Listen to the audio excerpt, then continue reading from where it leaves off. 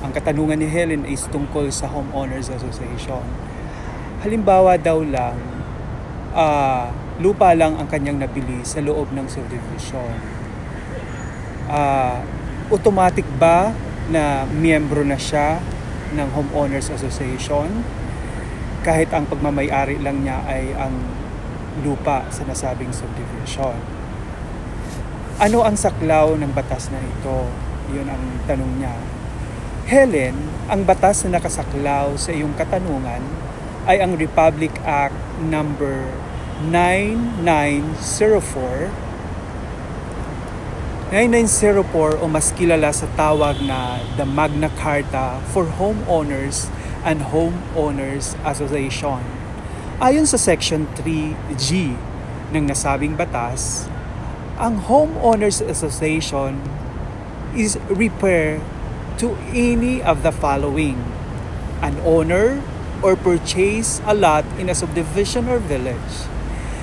Ibig sabihin, once na ikaw ay nakabili ng property, either lupa o lupa't bahay, sa loob ng subdivision, ay ikaw ay makukonsidered na legitimate o bona fide member ng subdivision, ng HOA.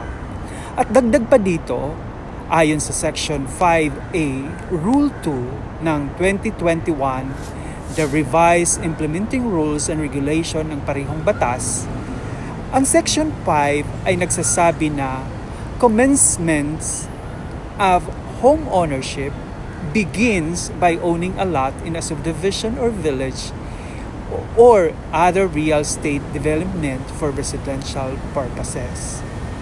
Pag ikaw ay isang awardee or legal occupant sa isang unit o house and lot, sa isang private lot or non-government or government socialized economic housing, so malinaw yan sa ating batas tungkol sa Magna Carta for Homeowners and Homeowners Association ng Republic Act 99404 na ikaw ay lehitimong miyembro.